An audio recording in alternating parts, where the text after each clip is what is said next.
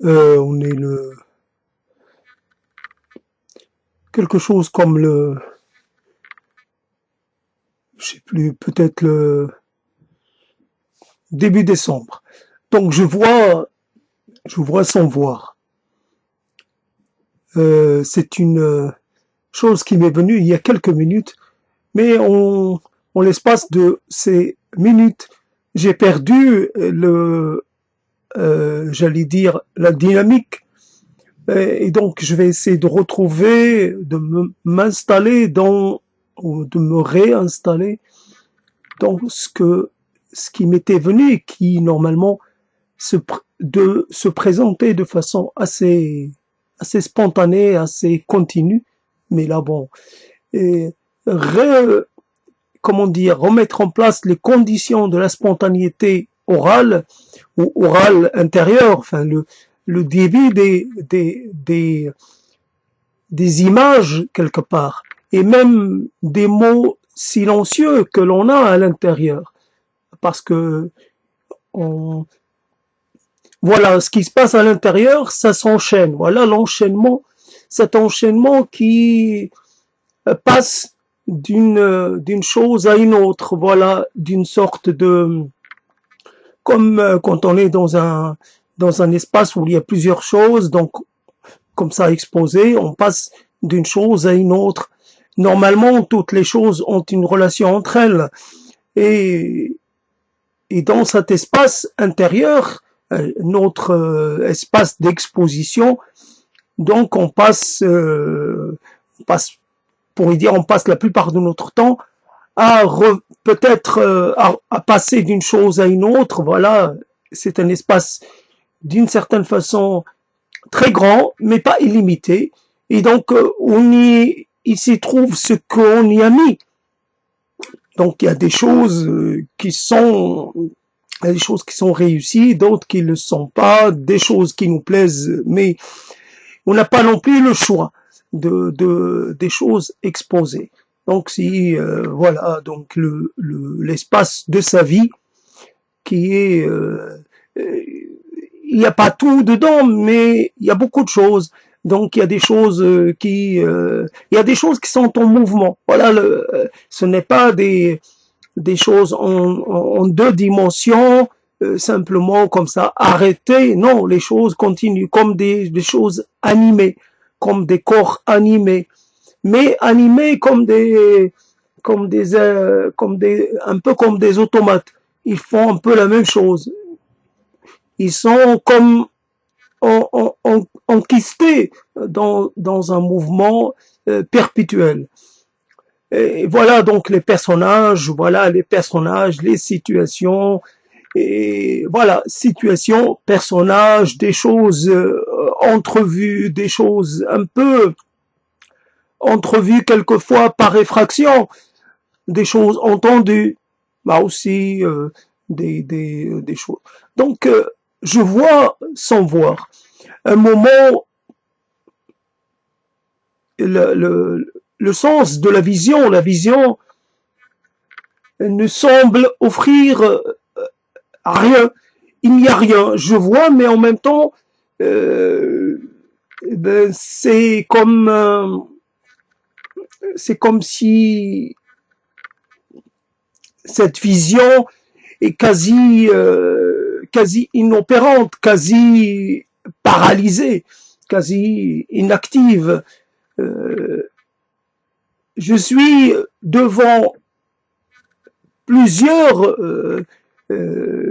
espaces fermés ou espaces impénétrables par la vision. Et puis, non, c'est pas ça. C'est que la vision que j'ai, elle ne peut pas, je ne peux que, c'est comme une chose qui me revient tout le temps, me revient dans le visage, et je ne peux me libérer de mon mur physique, je ne peux me libérer de mon milieu physique, mais je ne peux pas non plus me libérer de ce que j'ai à l'intérieur. Alors je vois, tout à l'heure, je voyais très bien un environnement sombre, Donc là, je suis plus dedans.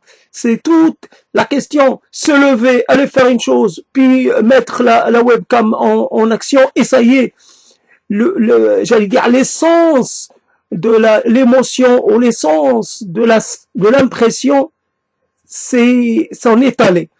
Et donc il faut retrouver, c'est pas évident. C'est pour ça, comment dire, quand on fait, si on veut faire une performance est une chose qui se fait presque à l'instinct, qui se fait à l'instant. Et donc, si on peut pas la refaire. Tandis que, par exemple, s'il s'agissait de chanter, le chant, c'est différent. Parce que la voix n'est jamais dans les mêmes dispositions. Donc, on va à la découverte de sa propre voix. Tandis que l'émotion, elle, c'est autre chose. On va, l'émotion, on peut pas comment dire, de nouveau la rejouer. L'émotion, et puis même les choses très, très infimes, très, presque insubstantielles. Voilà ce qui crée un climat. Voilà, le climat d'ensemble. Et ce climat peut, comme ça, se dissiper, s'en aller et ne plus être, et on n'est plus capable de le remettre en place. Donc voilà, comme si un voile avait été enlevé, donc toujours le problème de l'expression orale immédiate. Si elle n'est pas immédiate, alors elle est une sorte, voilà, c'est autre chose. Donc, mais quand même dans cette vision un peu en crise, un peu empêchée, un peu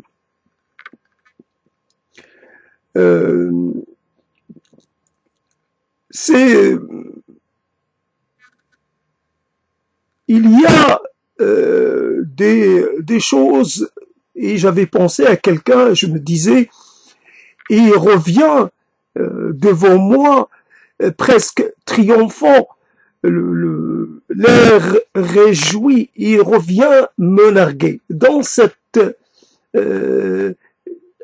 le fait d'être empêché de voir ne veut pas dire qu'on ne voit pas, parce qu'il y a des choses qu'on a en nous qu'on continue de voir. Il y a des silhouettes, il y a des personnages, il y a des moments.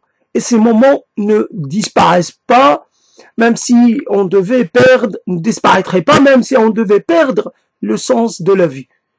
Ou avoir une vue très... Je peux ne pas bien identifier ou ce qui se passe un jour en particulier et ne pas savoir ce qui se passe, mais par contre dans ma tête il y a des choses qui sont très claires, très très visuelles, très identifiables. Donc comme il était question de littérature russe et un personnage dans un article et un personnage qui avait donc un intérêt pour cette littérature a ressurgi pour me narguer, évidemment. Et tout d'un coup, j'ai été emporté par une sorte de résurgence soudaine. J'ai emporté par des flots comme venus de nulle part. On ne maîtrise pas l'imprévu et péniblement je dois revenir à ma place d'origine après avoir affronté évidemment la force de ce courant mémoriel. Alors, voilà, après l'instant devient autre chose. Maintenant, c'est en train de devenir autre chose. Ça devient une prise de parole pour lutter contre un terme que j'ai trouvé, les impérities, mais il n'est pas du tout à sa place. Mais peu importe. Alors, toujours la question, pourquoi des gens vont se retrouver obligés d'aller sortir je sais pas, un terme comme ça, de la poussière dans laquelle il survivait pour le présenter devant les autres, comme ça, pour s'en vanter les impérities. Quoi ça sert, fondamentalement? Comment on pourrait dire, on pourrait satisfaire ses besoins de façon assez simple. Il y a des besoins matériels, il y a des besoins, j'allais dire, immatériels. Voilà, un peu d'affection, un peu de nourriture, un peu de tranquillité, un peu de sécurité, c'est tout. On peut pas besoin d'avoir, de manger dans des lave-vaisselle dorée ou dans des couverts d'argent. Donc c'est pas nécessaire. L'essentiel, c'est d'avoir quelque chose, et on peut même se mettre à manger avec les doigts. C'est pas un problème. D'ailleurs, c'est beaucoup mieux, c'est meilleur au niveau gustatif que ce rapport que l'on a avec la chose qui d'abord passe par le système du toucher. Évidemment, et on le sait, hier ça a été rappelé combien le toucher est finalement quelque chose d'assez complexe. Le toucher, quand quelqu'un perd le toucher, voilà, c'était ça quand quelqu'un perd le sens du toucher, alors les choses changent. Donc la nourriture qui passe par le toucher, par la main, et évidemment elle est peut-être identifiée à plusieurs niveaux, tandis que la nourriture qui passe par le métal ou quelquefois par le bois, c'est moins impersonnel, c'est moins froid que le métal, mais c'est quand même, ça passe par un intermédiaire, tandis que directement par les mains, alors là déjà, on voit à quoi on a affaire. On touche un peu la texture, on touche un peu la matérialité de ce que l'on va ingérer. Donc pourquoi on a ce qu'il faut. Donc fondamentalement, on a ce qu'il faut comme mot pour dire un peu beaucoup de choses déjà. Pour dire qu'une situation est assez compliquée et d'une certaine façon ingérable. Ça suffit largement de dire qu'une situation est ingérable. Pas besoin de dire qu'elle est désespérée, qu'elle est passée, je sais pas quoi. Oui, il y a des fois on peut plus gérer sa vie. On peut plus finalement faire les choses comme on devrait, comme ils doivent être faites.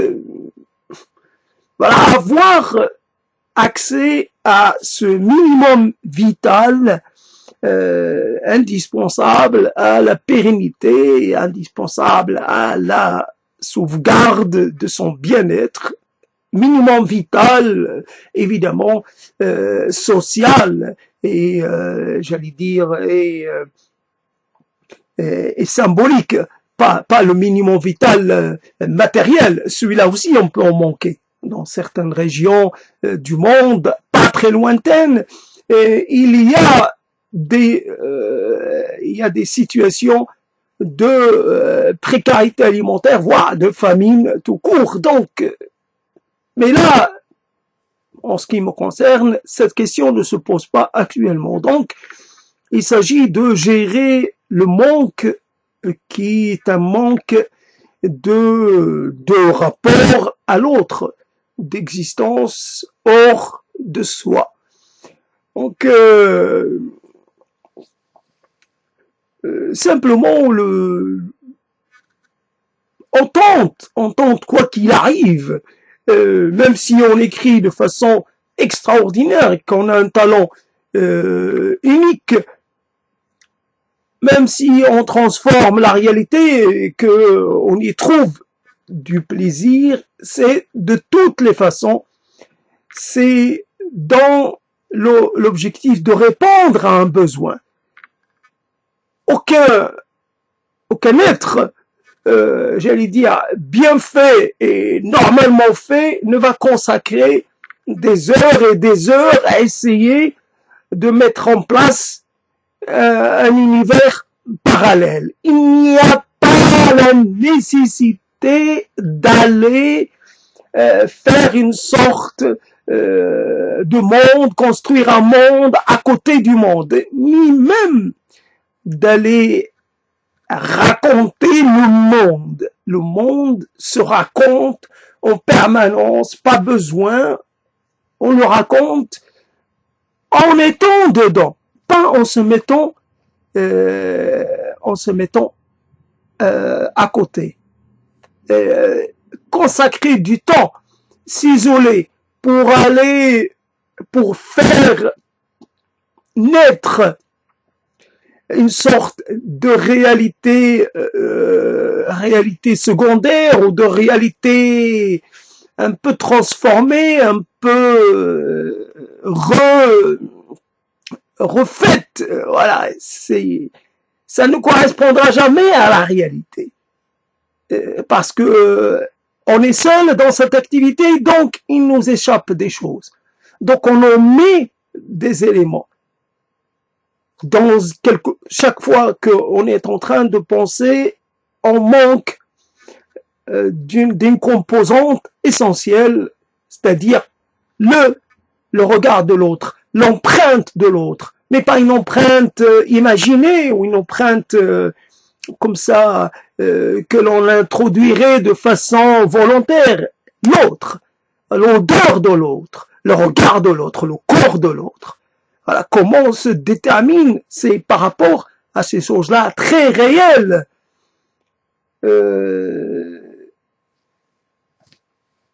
Donc, il faudrait écrire à 10, 15, 20 pour là, quelque part, être un peu dans la réalité de ce qui se passe dans une communauté humaine. C'est des apports multiples et finalement, nous nous transformons en fonction de l'autre, même quand l'autre, il est parce que quand il est juste à côté, sans qu'il fasse quoi que ce soit, sans qu'il vise quoi que ce soit, nous sommes dans une dynamique de relation. L'autre, qu'on soit dans la prise de distance ou dans le rapprochement, que l'on soit dans quelque chose de très, comment dire, chose qui change, qui se transforme ou dans quelque chose qui est assez, presque un peu immobile, peu importe. Quand on voit l'autre, ça, ben finalement, on a affaire au monde tel qu'il est, le monde qui inclut l'autre, le semblable, le dissemblable, le désir, l'autre et son désir, l'autre et son regard, l'autre et sa façon d'être, de marcher, de parler, de sentir, c'est l'autre, et cet autre c'est élémentaire, cet autre est vital à soi. Donc l'écriture, c'est une chose totalement, j'allais dire, hors réalité. Donc l'être normal, il se mettrait pas à vivre en dehors de la réalité. Donc il a un problème avec la réalité. Donc il n'est pas bien dans le monde réel, donc il va essayer quelque part de vivre par l'intermédiaire de l'imagination, par vivre de l'illusion, par vivre dans un monde simplement. Mais fondamentalement, il y a un élément qui est toujours très intéressant, qui là aussi, qui est peut-être dans la relation qu'on a au mot quand on parle, et quand cette histoire de langue. Donc, si on imagine qu'on a finalement des choses qu'on n'arrive pas à nommer, qu'on n'arrive pas à désigner. Et donc, on trouve un langage. Et ce langage, quelque part, on on est dans le besoin. Donc on se saisit du langage déjà existant. Mais après, on peut pas, une fois qu'on a, comme si un enfant, une fois qu'on lui a donné un nom, on peut pas lui en donner un autre. Donc on peut lui en donner 4, mais on va toujours l'appeler par le premier des noms. Donc finalement, le problème est là. Donc quelque chose que vous pouvez ressentir de plein de façons. Si vous apprenez à la nommer, même avec des tas de synonymes, mais finalement les synonymes ne sont pas extensibles à l'infini, et ça c'est limité. Ça peut avoir 5, 6 synonymes, et ben ça suffit. Donc comme hier j'ai entendu Maradona chanter une chanson dans laquelle il a parlé du mot fragrance, et ça a été traduit par parfum. Quelquefois nous utilisons le mot fragrance, mais c'est pas très courant. Et voilà, on a quelques comme ça déclinaisons, mais une fois on peut les épuiser, voilà, et après il n'y a plus rien. Donc l'expression de la langue, c'est il y a des choses, une fois qu'on les a nommées, on les a réduits, comme on leur a donné une sorte on les a enfermés. Voilà, donc, et ce qui se passe avec l'écrit permet, voilà, cette chose qui est intéressante, c'est que je peux être en train, moi qui suis du XXe siècle, d'une ère culturelle bien spécifique, je peux lire Guerre et paix, et même si je souffre et même si j'ai pas le même plaisir quand j'ai lu autre chose, ben je me force à lire en livre de poche Guerre et paix. Finalement, je suis dans un monde qui est un monde bien particulier. Et pourtant, comment j'ai pu finir cette chose qui est monstrueuse?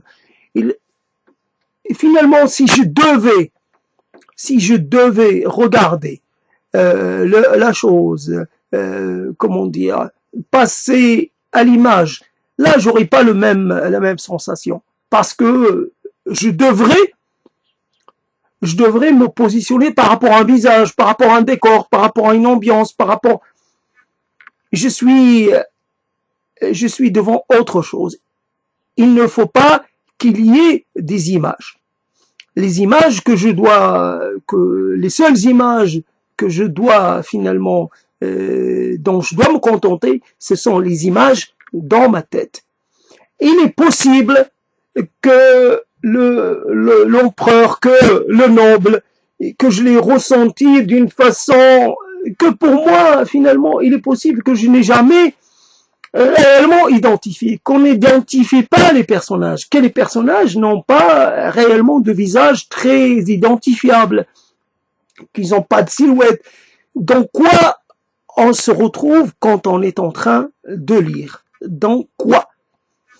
Et on peut être assez emmené par les événements, quelque part on peut être en train de suivre un peu la dynamique, le rythme, j'allais dire la cadence d'une histoire.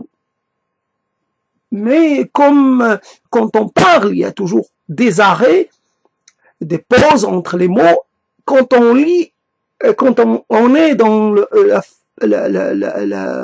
on est dans comment dire, on est dans la tâche ou dans la fabrication, je sais pas comment dire, dans le visionnage, dans le fait, il y a des choses que l'on voit parce que on suit l'auteur, mais il y a entre chaque chose, une chose et une autre, il y a un espace. Alors cet espace, je sais pas de quoi il est rempli, je sais pas, c'est un espace vide. En tout cas, il y a des choses. Alors, comme cette histoire, quand il s'agit d'un documentaire, non seulement on se contente, on fabrique quelque chose, on fabrique une sorte de lecture, une sorte de un paysage, on l'interprète, on l'enregistre pas tel quel, en fait, on l'esthétise ou il y a des termes bien précis pour parler de ce travail qui est un travail, il n'y a pas de document pur, il y a toujours une intention. Et finalement,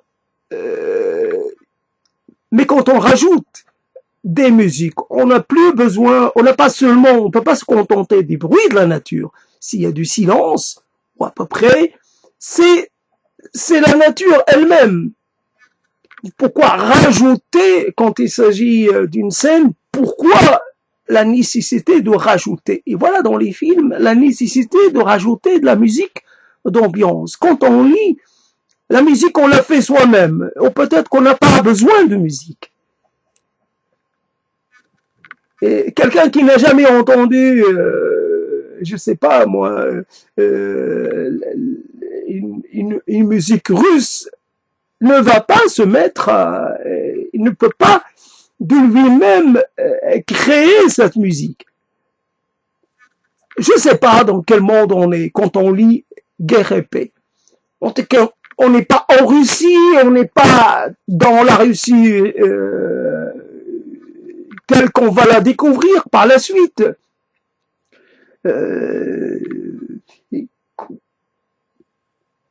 Voilà ce que une chose comme ça. Donc la réalité derrière les mots et la réalité derrière les cris et la réalité et les choses qu'il y a entre les deux. Donc quand on parle, il y a des choses entre les mots et puis il y a les mots eux-mêmes qui sont une sorte d'appauvrissement du possible.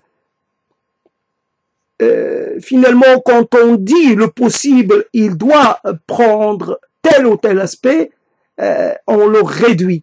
On en fait une chose assez commune, assez... on doit être dans j'allais dire, dans l'éventuel à tous les sens du terme. Donc il n'y a pas... Et on pourrait dire, oui, même pour la vie, mais pour les choses qu'on dit essentielles, etc.,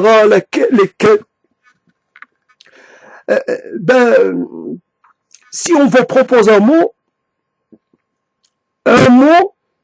pour vous indiquer un salut, c'est que on est dans l'erreur. Le mot n'est qu'une... comme quand encore sur le documentaire, quand on vous présente un paysage, vous n'êtes pas dedans. Même si on vous présente la chose de la façon la plus, j'allais dire, la plus, comment dire, la plus réaliste ou la plus vivante possible. Même si d'une certaine façon, on vous sollicite pour que vous participiez de cette expérience. Mais ce n'est pas ça. Un paysage, ça se vit par le rapport à l'air, par rapport si la température qu'il fait, par rapport au bruit de ses pas quand on marche, par rapport à paysages reliés à d'autres paysages. Un paysage, si vous êtes dans un paysage que vous connaissez pas, tout de suite, vous vous posez la question, qu'est-ce que j'y fais dans ce paysage? Il peut être extraordinaire, mais il vous faut, comment dire, une sorte de période d'acclimatation. Il faut que vous y arriviez de façon assez progressive. Donc le problème est on peut regarder comme j'ai beaucoup regardé de documentaires, mais un fauve, vous voyez, un fauve, ça sent fort. Et si vous n'avez jamais approché un fauve ou un être libre, vous ne pourrez jamais parler, voilà. un être libre dans la nature, c'est un être qui a une forte odeur. Donc, et voilà, qui quelque part crée une sorte déjà d'écran. Vous ne pouvez pas venir caresser un être libre parce qu'il pourrait très bien vous effaroucher par son odeur.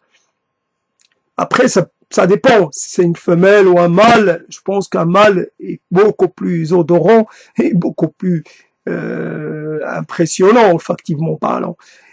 Après, c'est ça la chose.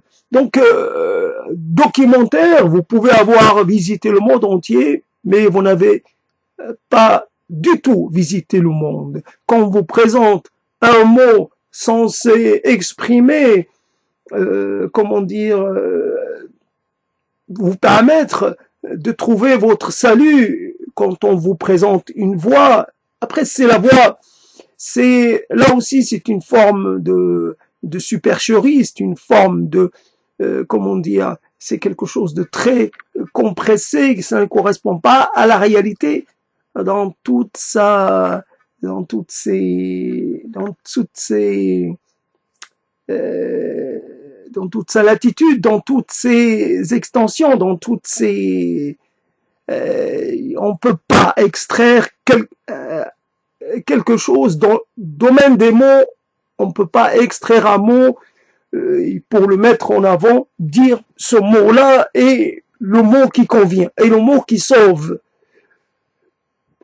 Il n'y a pas de mot, il n'y a pas de mot pour quoi que ce soit, il y a juste finalement à trouver les mots nécessaires, pas pour soi évidemment, pour instaurer une sorte les conditions nécessaires à la réalisation de la proximité et des rapports suivis avec autrui. Comment je vais finalement amener vers moi ou susciter l'intérêt de quelqu'un? Quels sont les mots qui permettent justement la mise en place d'une forme de collectivité, une forme de communauté.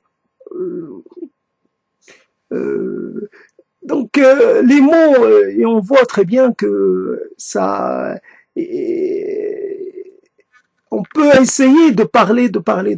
À un moment donné, on est en crise, on est en crise et il n'y a pas de salut, il n'y a jamais eu de salut dans les mots et il n'y a pas de salut nulle part. Et tout à l'heure, ce matin, donc j'ai pensé, en regardant quelque chose, j'ai pensé à cette histoire. Moi qui aime beaucoup les vieilles pierres, les pierres qui ont vécu, qui ont dû vécu, et donc normalement, mais les pierres, je vais pas apprécier les pierres si je ne peux pas avoir accès aux gens qui sont à côté. C'est pour moi les deux vont ensemble, mais si j'ai des rapports très distants, des gens polis mais distants, toujours distants, s'il n'y a pas une sorte de j'allais dire de familiarité instinctive, si vous devez toujours être là, jouer à celui qui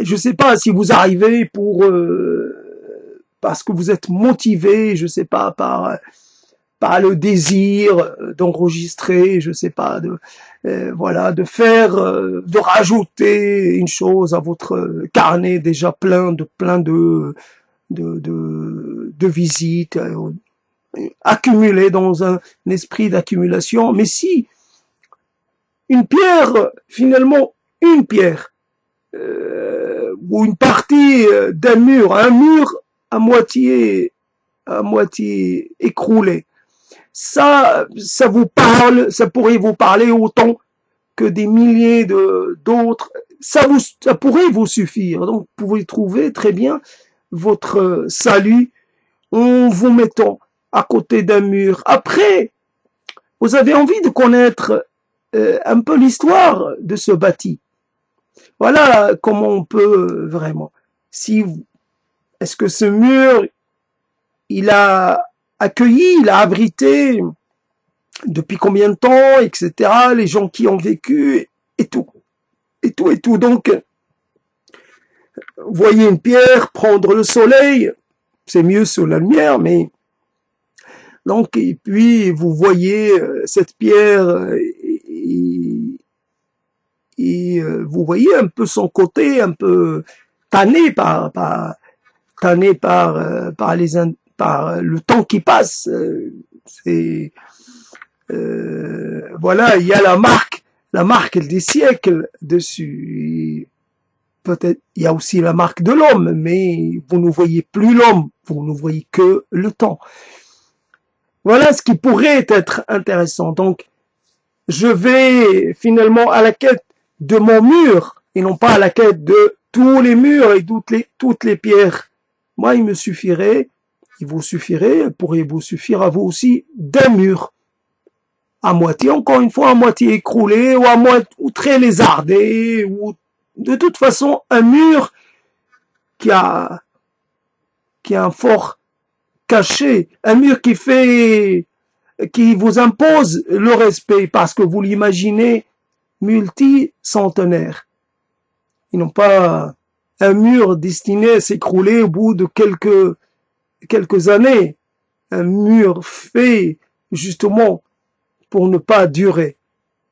Et oui, c'était un autre temps. On construisait dans l'idée que cela puisse profiter à d'autres, tandis qu'aujourd'hui on construit et on déconstruit tout aussi vite. Donc la chose elle est là et finalement à quoi sert tout cela? À quoi sert de parler? À quoi sert d'adresser la parole? À quoi sert de décrire une chose ou une autre? Alors on peut quelque part ressentir une sorte de satisfaction, vraiment être tout à fait dans une sorte d'adéquation, une sorte de rapport très avec un instant et décrire cet instant de façon très juste et très authentique. Quelquefois on dit très poétique pour faire un peu oui, mais après la poésie ce n'est que de l'esthétisme, ce n'est que une chose que l'on se force à faire.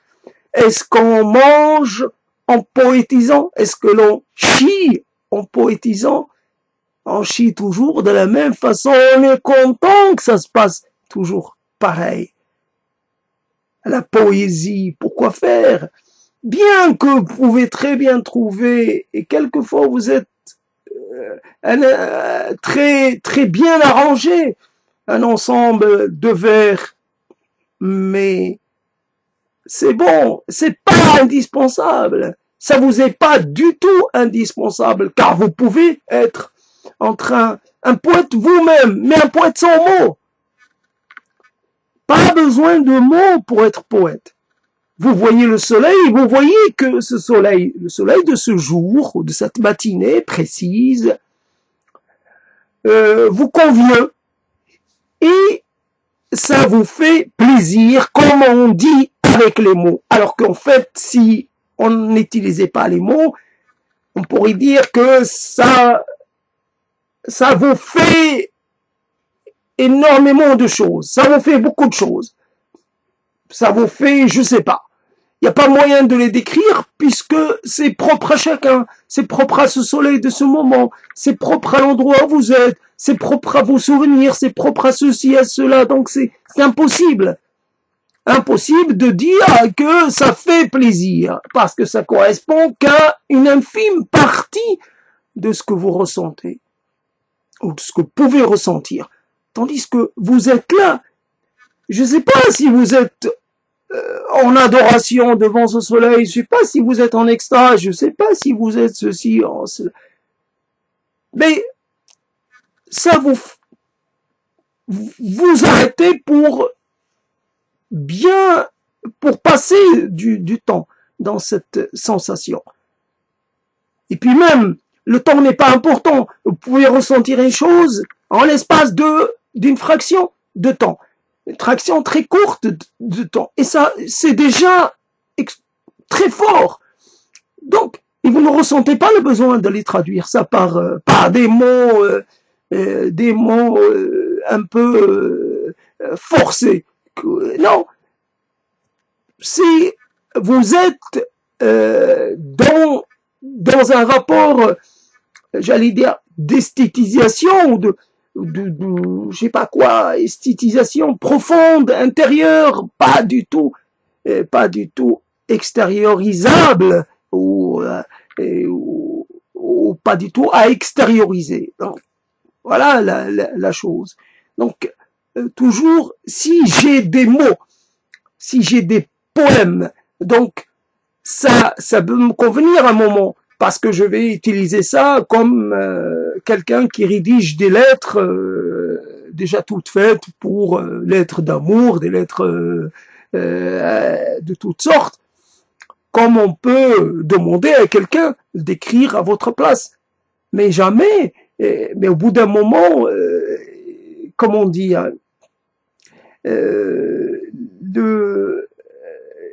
vous êtes satisfait de cette solution, mais vous ne pouvez pas être satisfait en permanence, tout le temps, parce que ça obère, ou ça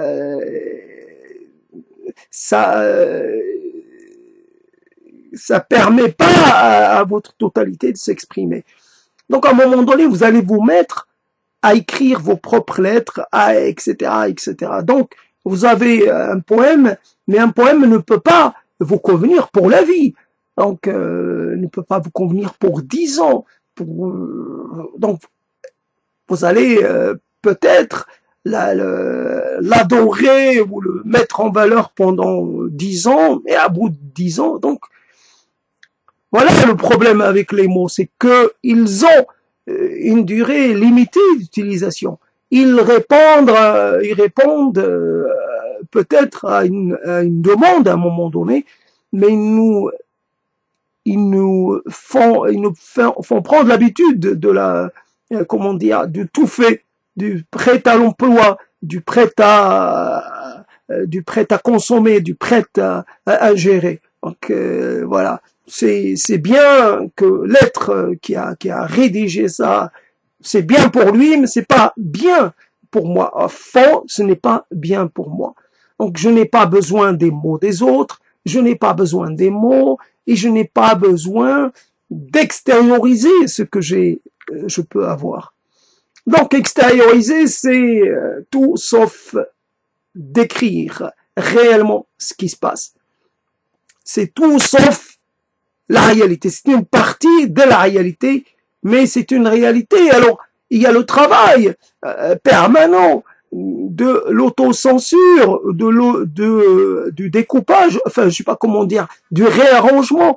En permanence, il y a du réarrangement.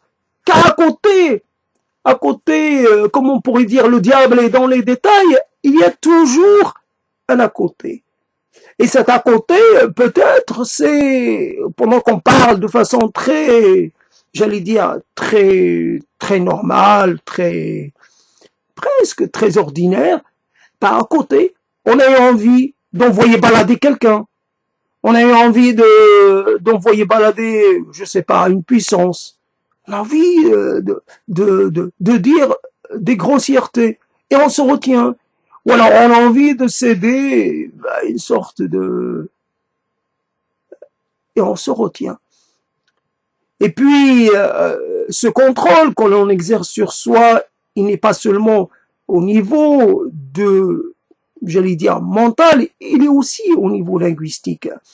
À un moment, on se dit, je contrôle parce que je dois contrôler la phonétique, je dois contrôler comment dire, la forme que je donne aux lettres. Si je commence, il faut que les voyelles soient bien vocalisées, il faut que les consonnes, il faut que je m'oblige. Et puis, je dois être dans une forme de performance, une sorte de travail sur les mots. Donc, encore, esthétisation, même si elle n'apparaît pas comme ça à première vue quand il s'agit de parler très ordinairement.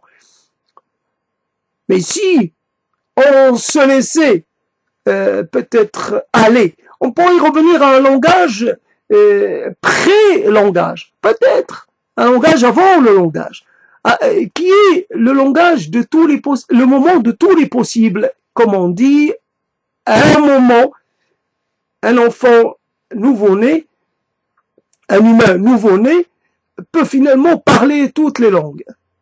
Et voilà. Donc, il a en potentiel la capacité de parler. Et puis finalement, on voit que quelque part, à quel point c'est pas du tout c'est fixant, à quel point c'est enfermant.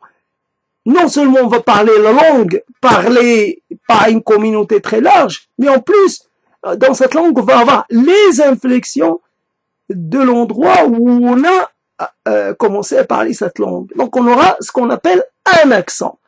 Et cet accent va vous accompagner. Si il n'y avait pas les mots, on n'aurait pas, tel qu'on les dit, il n'y aurait pas d'accent et il n'y aurait pas, évidemment, des gens qui seraient mal vus de par leur accent, etc., etc. Et il n'y aurait pas des petits accents et des grands accents, il n'y aurait pas ceux qui parlent la langue comme il faut et ceux qui la parlent un peu mal, parce que, voilà, et c'est les provinciaux, c'est ceci, c'est cela, c'est les autres, les extérieurs. Donc le pré-langage est peut-être bien entendu. Alors on ne sait pas toujours cette histoire. On ne sait pas si c'est l'enfant qui commence à vocaliser et déjà à aller dans une sorte des voix presque préexistantes. S'il y avait une sorte de réglage génétique ou je sais pas quoi, ou en tout cas, alors je sais pas qui commence à dire le et puis qui dirige le nouveau-né vers moui au lieu maman, moui, ma. Voilà. Et qui peut d'ailleurs rester toute la vie. On dira jamais, c'est toujours maman, on dira jamais mère. On passera pas à mère. On restera toujours dans le mot maman. Pas. Donc, qu'est-ce qui, finalement, on aide. Et déjà, on aide. Alors, on doit aider. Ici, par exemple, au lieu de renvoyer, si un enfant commence à vocaliser le ma, si on lui dit autre chose, il va suivre. C'est parce que nous, on pense que, et on lui rajoute, et ça fait donc ce mot composé, qui est composé des mêmes lettres qui se suivent. Ma. Et, pas. Mais en français, en tout cas, en arabe, ça fait juste moi, et ça fait pas autre chose. Et donc avec moi, avec encore le même, le mime, le m et i, ma mère, ça fait ma maman. Donc ça fait là c'est un peu plus, c'est encore plus dans la précision. Alors c'est ma maman.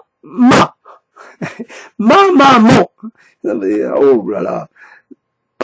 Ah oui, c'est le N. Je sais pas à partir. Le N, qu'est-ce qu'il signifie? Parce qu'il y a mama. Moi, je disais maman, mama.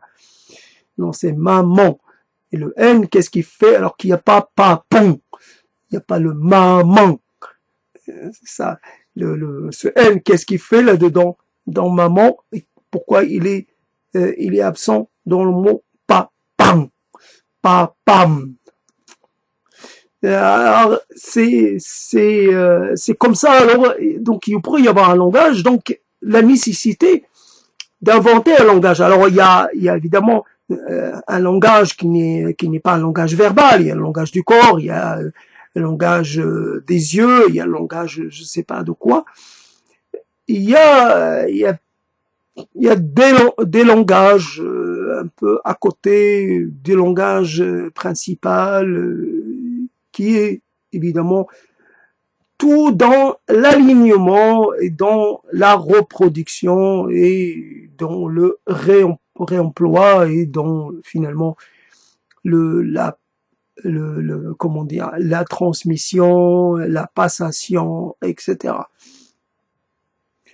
Donc finalement, beaucoup de choses qui se passent entre les générations, ce ne sont pas des éléments matériaux, mais c'est le langage. La langue, c'est l'essentiel de la transmission. Après, évidemment, dans le langage, il y a tout.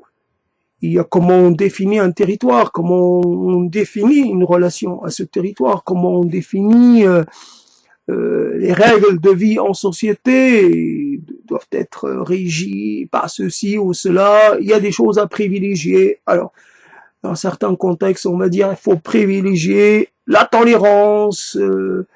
D'autres, on va dire il faut privilégier d'abord la terre. Voilà, il faut assurer la protection de la terre-mère quelque part. Donc on est là et puis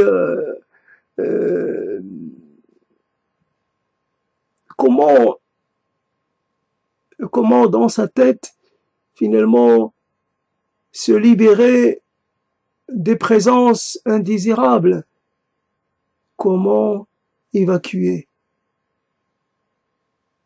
Il y a toujours un problème d'ailleurs, si quelqu'un vit un peu dans le désordre apparent, qui n'est qu'apparent évidemment, puisque il peut y avoir un désordre caché, mais imaginons qu'un désordre qui n'est pas caché fait un peu croire à celui qui le regarde, à celui qui en est pas le producteur ou le responsable, fait croire que c'est un désordre ingérable. Et donc le problème, c'est que quand celui qui vit dans une forme de profusion, une sorte, voilà, si jamais il se mettait à tout ranger, il aurait l'impression d'avoir du vide. Le vide apparaît. Et à ce moment-là, c'est un vide qui pourrait être angoissant. Donc si on chasse tous les fantômes qui traînent encore et qui nous encombrent et qui nous posent problème, et surtout parce que ce sont souvent des fantômes, j'allais dire, des fantômes des fantômes moqueurs. C'est des fantômes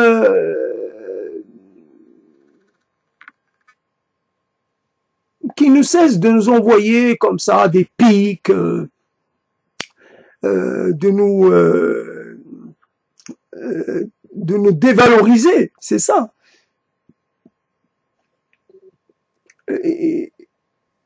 Alors si on fait ça, on va se retrouver peut-être dans un espace relativement vide. C'est malheureusement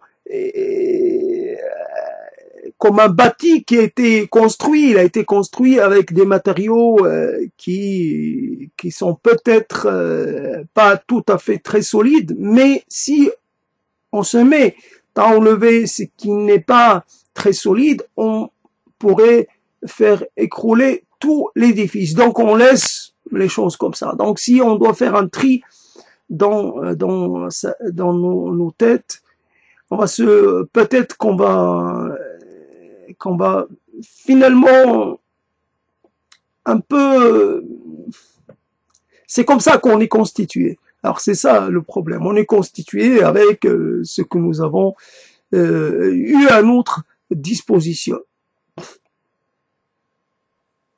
Mais comment peut-on justement contrôler ce que l'on va recueillir, comme quelqu'un qui dirait oui, je veux contrôler ce que je vais manger. Mais fondamentalement, la question, elle est légitime. Mais au fond du fond, on ne peut pas contrôler. Si on contrôle les produits chimiques, on ne peut pas contrôler ce qui n'est pas chimique et qui peut être nuisible, parce que ça fait partie de l'équation. Si on mange, on s'expose. On s'expose à un organisme pathogène qui pourrait se révéler pathogène. Ça fait partie des risques. Donc on peut pas on peut pas finalement éloigner le risque. Donc alors on peut le faire avec les humains d'une certaine façon en rompant un peu tout contact avec les humains. Bien sûr, ça peut être des deux côtés, et donc on essaie finalement de réinterpréter sa position de recul en disant que c'est soi-même qui l'avons choisi, nous-mêmes qui l'avons choisi, mais finalement c'est peut-être pas le cas, alors c'est un peu compliqué, c'est un peu le désir d'être seul et le désir d'être pas seul.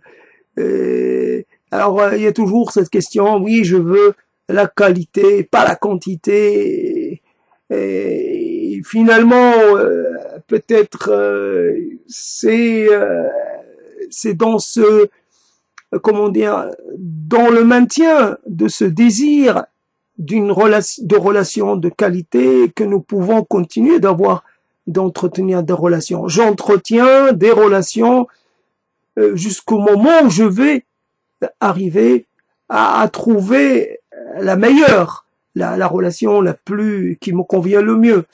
Et il est évident que il y a eu des choses de l'ordre, oui, j'essaie de me rencontrer moi-même à travers l'autre, c'est une chose totalement, c'est impossible, déjà qu'on n'arrive pas à se rencontrer soi-même avec soi, dans le soi habituel que nous fréquentons en permanence, nous ne pouvons pas nous rencontrer. Alors l'autre, on le cherche, déjà, c'est même pas le portrait de l'autre en miroir, parce que ça serait un autre inversé, mais ce n'est pas soi. Ça ne peut pas être soi, et ça ne doit jamais être soi, et ce n'est jamais dans le soi. Ou alors c'est un soi démultiplicateur, c'est-à-dire que l'autre qui serait moi, mais moi débarrassé de mes peurs, débarrassé de mes limites. L'autre un peu dans un univers comme dans les univers parallèles, voilà, comme dans cette littérature-là qui tourne à peu près autour de ces thèmes-là.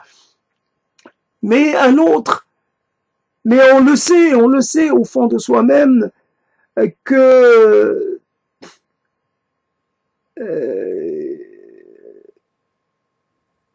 je sais pas, comme cette histoire que je viens de voir là encore à la télé tout à l'heure, il y a des Hmong qui sont arrivés en France depuis un certain temps et qui continuent de jouer à un jeu avec la toupie.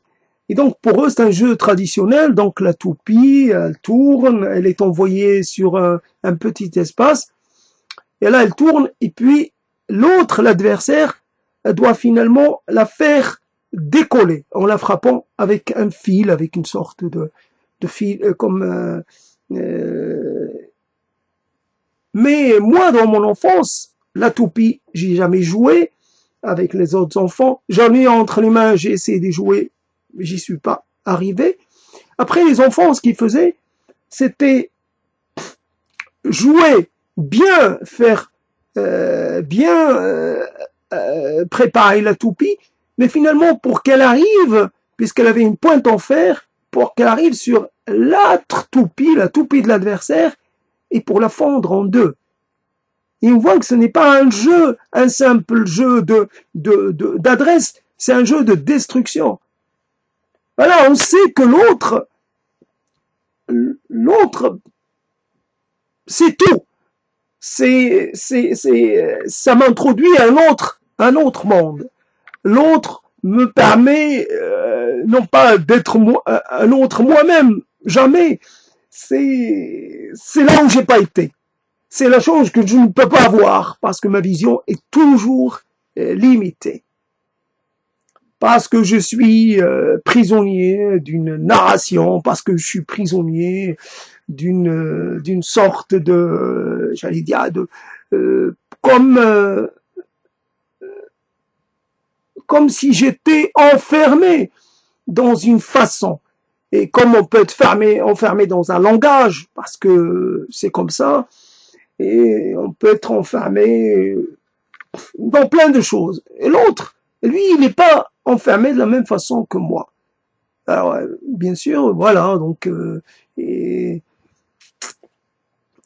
voilà, on est là, et puis il se passe rien, il se passe plus rien. Il n'y a plus rien à dire, à part peut-être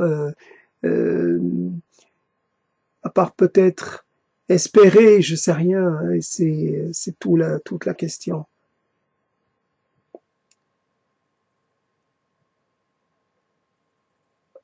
Et c'est toujours une opération largement,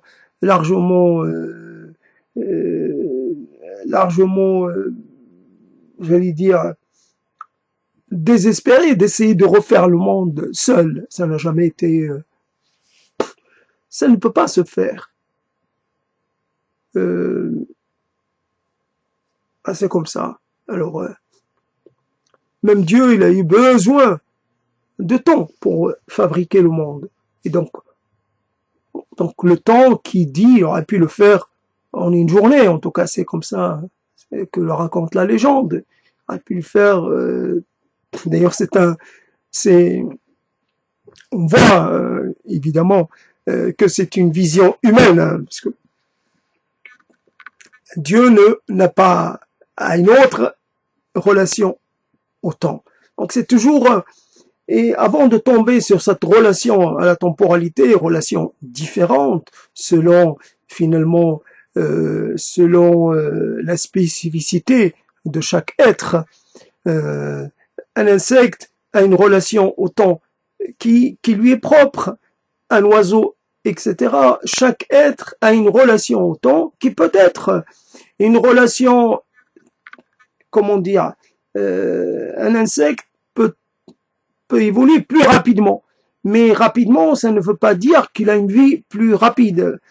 Ça veut dire son temps de réaction est plus rapide que le nôtre, un insecte.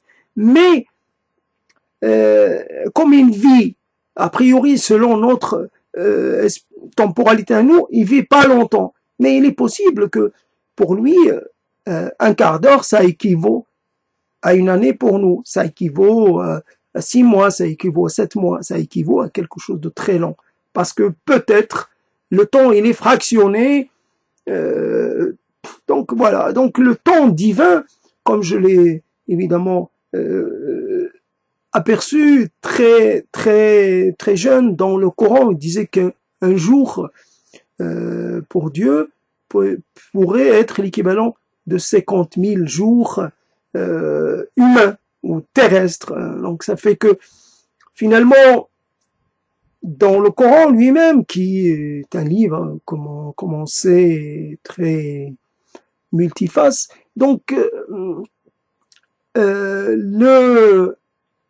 on peut dire 50 000 jours, on peut très bien dire 50 millions de jours. Donc il n'y a pas la même temporalité. Donc 7 jours, 6 jours et un sixième, et Dieu ne peut pas se reposer. Il n'y a pas, c'est faire rentrer Dieu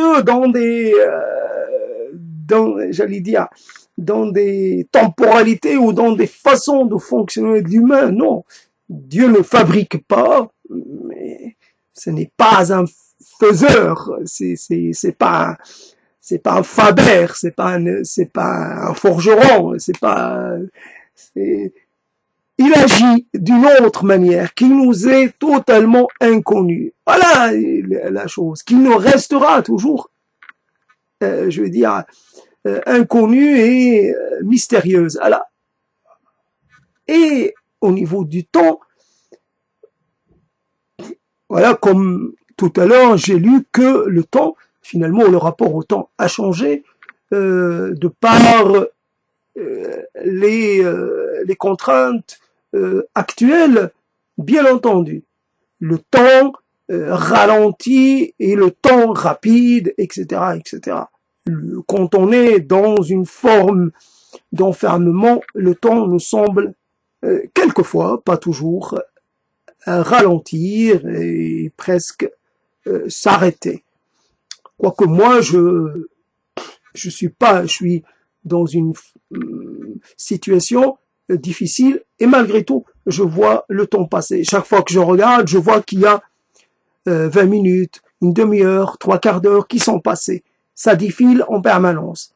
Je cours derrière le temps, même si j'en en fais rien de socialement, même de personnellement très concret, mais je cours derrière. Donc, je regarde. Alors évidemment, j'ai encore le temps d'été. Je vois le temps d'été, c'est déjà 16h30 et quelques. Et puis à côté, donc c'est 15h. Mais c'est déjà, je sais que 15h et quelques a basculé sur 16h et quelques. Et déjà, ça va toujours très vite. Il n'y a pas de ralentissement, même quand on est en plein, dans un sentiment d'être hors du monde. Voilà, comme finalement les expressions ne veulent rien dire. Être hors du monde, dans le monde. Car on est, même quand on est dans le monde, il y a des moments où on est hors du monde. Et c'est une sorte d'alternance entre les, voilà. Donc, et cette idée du monde entre des choses entre les mondes, bien sûr, on la trouve dans la littérature d'anticipation, mais on la trouve aussi dans les livres sacrés. Et la réalité, la chose qui, finalement, dans la physique, obligatoirement, si on cherche, on va toujours trouver qu'il y a un vide. Il faut qu'il y ait un vide. C'est un vide entre, mais ce vide, c'est un vide nécessaire, un vide normal. Ça veut dire, comme dirait finalement, pas la zone de vie, mais l'espace, on pourrait dire l'espace vital pour chaque être. Il doit y avoir une sorte de no man's land quelque part, une sorte de zone qui n'appartient à personne. Mais cette zone-là, il est impossible d'en parler puisque on en a un peu le pressentiment, mais on n'en a pas de preuve. On n'en a pas la preuve. Et comme quand on veut dire une chose, finalement encore on va au plus facile, mais quand je me tais, quand je m'arrête, ben là ça veut dire que dans ma tête, il y a autre chose et cette autre chose ne me convient pas ou je ne peux pas me lancer parce que ça va créer une énième divergence et ça va vraiment chaotiser le propos qui est déjà un peu chaotique, mais ce n'est pas grave. J'accepte une certaine dose de chaos, mais pas de façon totale. Et voilà comment on a ce rapport, rapport un peu d'étonnement. Et finalement, on est tellement étonné que l'on devient presque, comment dire, on ne peut pas faire dans la prévoyance, on devient presque attentiste. Et on se recule, puisque qu'est-ce qui va se passer? Qu'est-ce qui pourrait se passer qu'on ne pourrait pas prévoir? simplement quelqu'un est mort quelque part par ici. Quelqu'un est mort, quelqu'un qui avait une sorte d'utilité à un moment donné, une utilité dans un paysage précis. Cette personne est morte. Donc d'autres personnes sont venues un peu comme des sortes de charognards, venus un peu explorer pour essayer de découvrir quelque chose que cette personne aurait pu laisser. Voilà, à la recherche d'un trésor.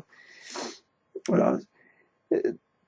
Et puis finalement, il y a des gens qui se sont levés pour essayer de préserver un peu l'héritage de cette personne. Seulement, ils ont commencé finalement à prendre possession des lieux pour essayer de leur permettre de se pérenniser.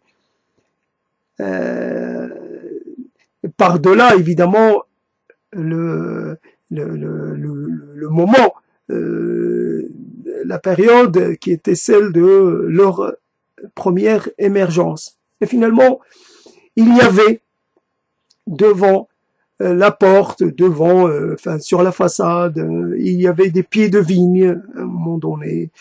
Donc, un jour après, les forces, j'allais dire, de la destruction, que sont les machines, ces machines-là qui aident quelquefois, qui sont utiles, mais souvent elles arrivent et elles font tomber des choses qui tenaient debout. Voilà, ils font s'écrouler des rêves, ils font s'écrouler des vies, ils font s'écrouler des espérances.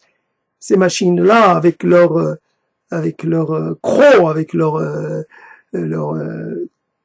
elles se sont accrochées à ces fragiles murailles et ils les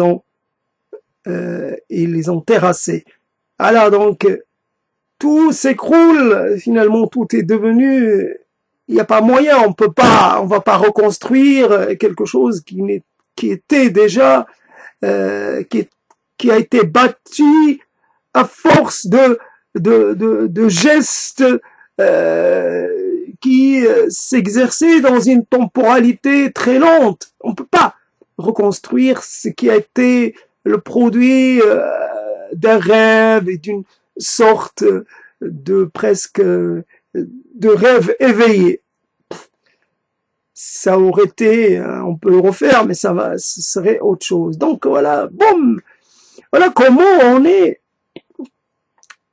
Il n'y a pas que l'être humain qui peut, il y a toutes sortes. On est en vie, et tant qu'on est en vie, on est exposé à, finalement, aux forces de la, non pas du changement, aux forces de la tyrannie destructrice. Voilà, la tyrannie, ça peut être n'importe quoi, donc c'est pas seulement humain. La tyrannie, ça peut être force comme ça, qui a peut-être mis des milliers d'années finalement à se préparer, puis boum, voilà, ça sort comme ça, voilà.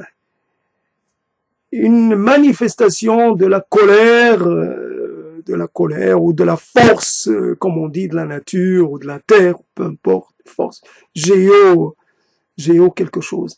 Alors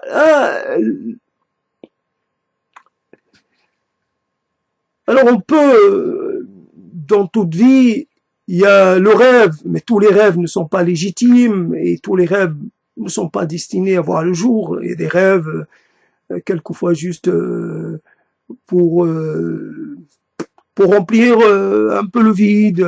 Puis il y a des rêves qui sont persistants et d'autres qui sont assez volatiles. Voilà. Est-ce que le rêve, est-ce que je suis, comment dire, est-ce que j'ai un droit à réclamer la réalisation d'un de mes rêves? Est-ce qu'on est en droit d'exiger que nos rêves, ou en tout cas certains d'entre eux, puissent avoir le droit de voir le jour, d'exister à l'extérieur de de nos imaginations. Ça, c'est pas ça. Et après, on est toujours dans cette histoire où quand on parle, et surtout quand on n'y croit pas. On n'y croit pas, j'y crois pas. Alors ça donne, je sais pas, ça donne quelque chose de, peut-être, j'en sais rien, je veux pas le juger. Et cette façon de dire qu'a initié ou qu'a mis en place une certaine forme de psychanalyse qui est de dire je reconnais ma faute. En permanence, dans mon discours, je tiens des propos, c'est vrai, je l'ai fait, mais je m'en excuse. Je m'en excuse d'avance. Moi, je m'excuse pas. J'ai pas à m'excuser, je suis pas dans un fonctionnement comme ça, confessionnel, un fonctionnement je fonctionne pas, je n'ai pas fait de faute. Je n'ai commis aucun outrage. Si je ne dois pas estimer que ce que je dis est faible et ne tient pas. Non, ce que je dis est ce qu'il est. Après, je n'ai pas à dire, à le juger. Et on est dans le jugement. D'abord, soi-même, on se juge. Et on se juge de façon, j'allais dire, non, qui n'a rien à voir. Est-ce qu'on devrait être toujours dans la séduction et dans une sorte d'excellence pour quoi faire?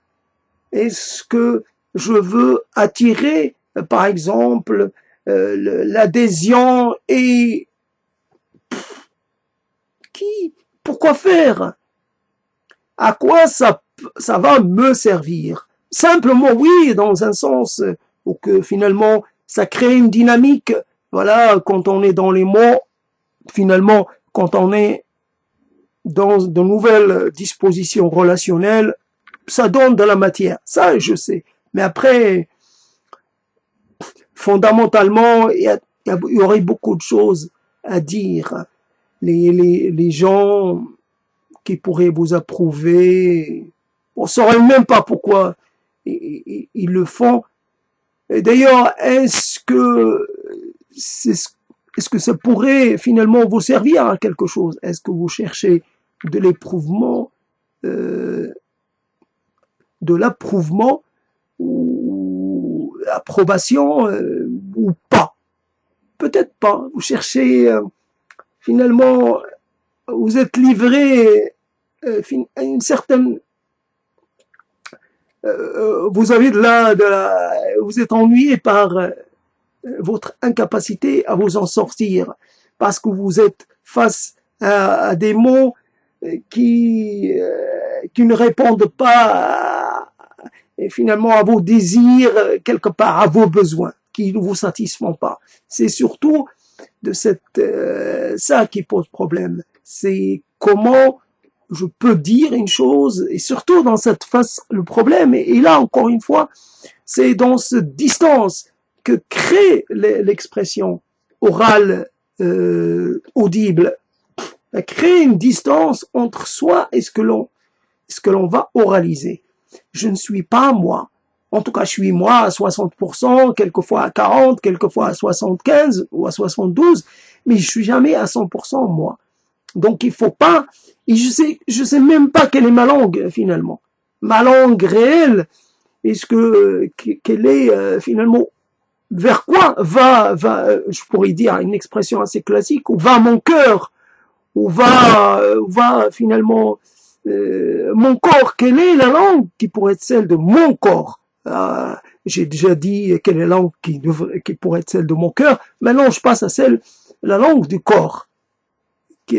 Comment exprimer un peu le désespoir, mais qui n'est pas un désespoir terminal, qui est un désespoir encore matiné d'une forme d'espoir, d'une forme d'attente, d'une forme ce n'est pas fini, même si c'est un peu fini, mais c'est pas tout à fait fini. Alors, c'est quoi? Je suis mort, mais pas totalement mort. Je peux encore renaître de ma mort jusqu'au jour où je pourrai plus le faire. Mais là, je meurs, je renais, je meurs, je renais.